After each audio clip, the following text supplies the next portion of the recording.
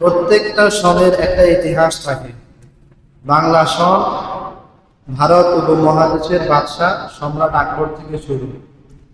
ইংরেজি সন শুরু হয়েছে খ্রিস্টাব্দ থেকে, খ্রিস্টানদের খ্রিস্টাব্দ থেকে ইংরেজি সন শুরু করা হয়েছে। আরবি সন থেকে শুরু হয়েছে। কিতাবের মধ্যে এসছে যে রাসূল করিম সাল্লাল্লাহু আলাইহি ওয়াসাল্লামের জামানায় মুসলমানরা যে কোনো একটা ঘটনাকে উল্লেখ করে তারা দিন তারিখ মনে করত। উদাহরণস্বরূপ, অমুক দিন অমুক লোক মারা গেল, সেই দিন থেকে আজকে কতদিন হলো, এইভাবে তারা হিসাব করত। যেমন আমরা হিসাব করি করোনার বছর 2020, একটা বিশাল একটা ঘটনাকে উল্লেখ করে তারা আরবি মাস বছর গণনা করত, কিন্তু নির্দিষ্ট কোনো তারিখ হিজরি ছিল না। আল্লাহ রসুলের পরে হযরত আবু বকরের খেলাফত তখনও ছিল না। হযরত ওমরের খেলাফতের তৃতীয় বছর হযরত ওমরের খেলাফতের তৃতীয় বছর আবু মুসা আল আশআরী, সাহাবীর নাম আবু মুসা আল আশআরী, তিনি হযরত ওমরের কাছে চিঠি লিখলেন যে রাষ্ট্রীয় কোনো কাজ তারিখ না থাকলে করা যায় না। আমাদের দৈনন্দিন কোনো কাজ তারিখ না থাকার কারণে আপনার বেগমের শিকার হয়, কষ্টের শিকার হয়। তখন হযরত ওমর ফারুক তৎকালীন সময়ে মদিনার বড় বড় সাহাবায়ে কেরামকে একত্রিত করলেন, করে জিজ্ঞেস করলেন যে কি করা দরকার। আমাদের তারিখ গণনা করতে হয়, করতে পারি না, যদি করতে হয় তো খ্রিস্টানদের খ্রিস্টাব্দ অনুযায়ী করতে হয়। তখন সাহাবায়ে কেরাম পরামর্শ দিল যে আমাদেরকেও, আমরা যে মুসলিম একটা জাতি, আমাদেরও একটা নির্দিষ্ট বছর তারিখ থাকা দরকার।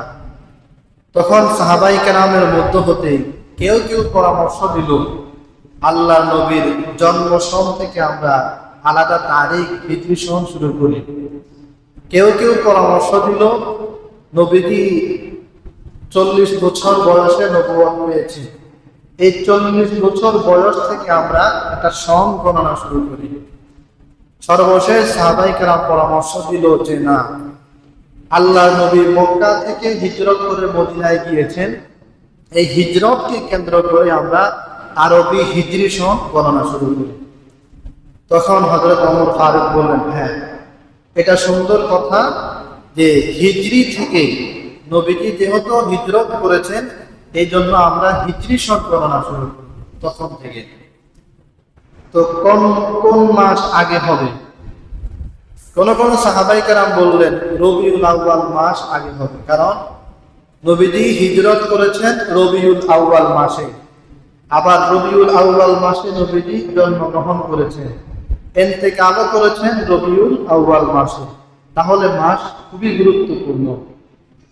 কেউ কেউ বলল রমজান আগে হোক। তখন হযরত আলী তিনি বললেন যে না, মুহররম মাস আগে হলে ভালো হয়, কারণ পৃথিবীর ইতিহাস জড়িত মুহররম মাসের সাথে। অতএব আমাদের আরবি হিজরি সনের প্রথম মাস হবে মুহররম আর শেষ মাস হবে জিলহজ।